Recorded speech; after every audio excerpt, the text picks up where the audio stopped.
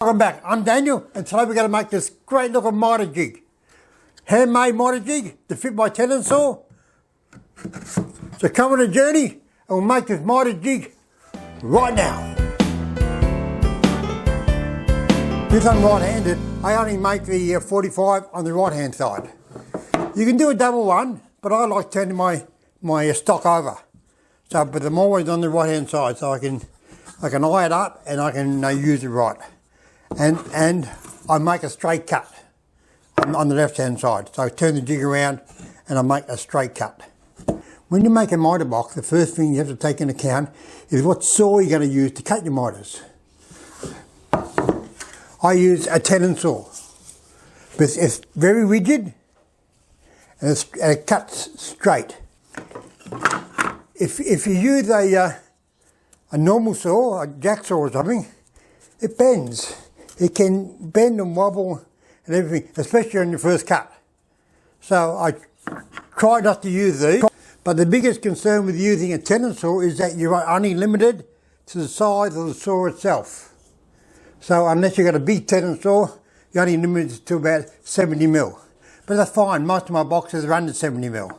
So this is my old MITER jig. And the saw fits quite snugly in there, you see. And this is a commercial jig, made of plastic, and it's orange. But you put your saw in there, it's got too much slop. So it's all right for, for rough miters, but not for fine miters. The biggest problem you're going to have is cutting the first miter, but that's got to be done freehand, guys. And you think it's hard, you think you're going to stuff it up, but I bet you don't. But when you use a tenon saw, and the way I'm going to teach you to use the tenon saw, you'll find that the process goes well. And so we'll put the MITER box together now. I'll cut the first tenon. Cut a bit of 1/2 inch birch plywood, 100mm by 360, and I've cut two bits of Ockham, 25mm wide. Again, I don't want too big a gap in here, but all my boxes are small. So, but I want the meat here for the saw to guide it. To mark on the bottom where your MITER goes, MITER mark there, and a straight line there. So that's where not to put screws. So every piece each side of that line has to have at least 2 fixings in it.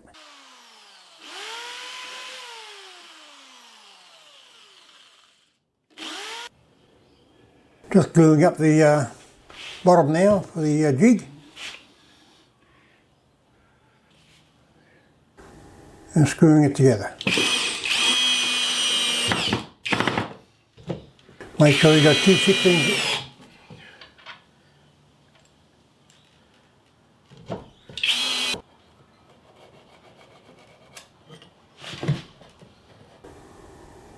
And marking out the MITER now.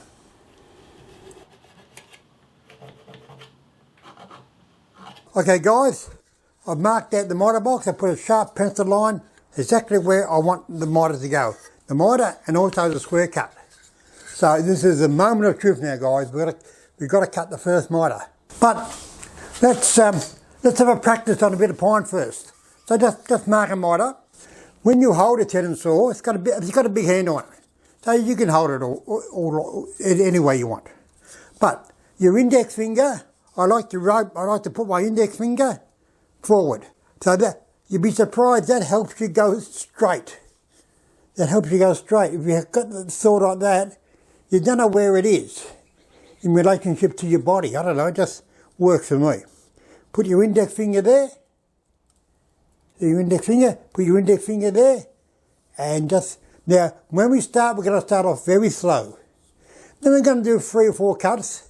Then we're going to stop, go around and look at the line from both sides to see if we're on the lines. You can make minuscule adjustments by the pressure of your hand. You just turn your hands a little bit one way or the other way, or put a bit of pressure on an angle. You can bring the saw back. But if you use a sharp saw, just take it easy and just start off on the line. It's just away from your saw, away from you. It's not a Japanese pull saw. You've got a saw away from you. Okay, so let's try it on a bit of pine first, guys, and we'll see how we go. Our first try. All right, just line your line up. Okay, hey, you use your thumb. Use your thumb to line everything up. So, and then put your finger down the side and go backwards and forwards slowly. Just start it off.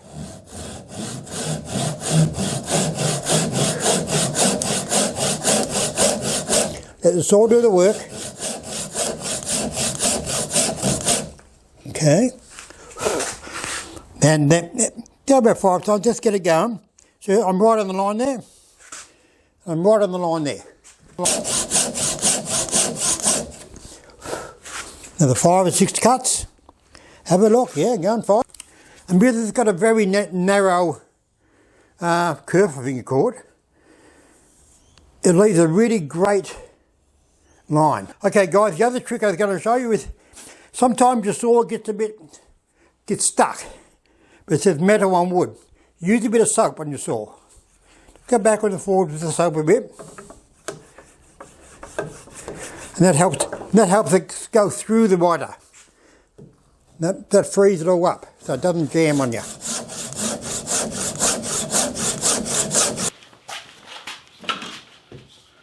I cramp the jig down now, so it doesn't move. Bit of soap on the saw. And start it off very slowly. Resting it up against my thumb. And just going backwards and forwards a bit.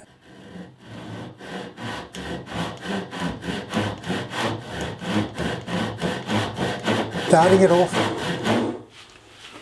Having a look.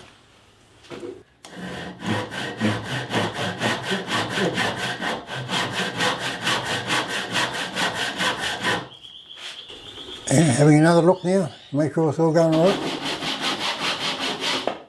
There you go, all done. I've got a bit of black wood here now, and we'll cut a MITER on it, and we'll see how we go.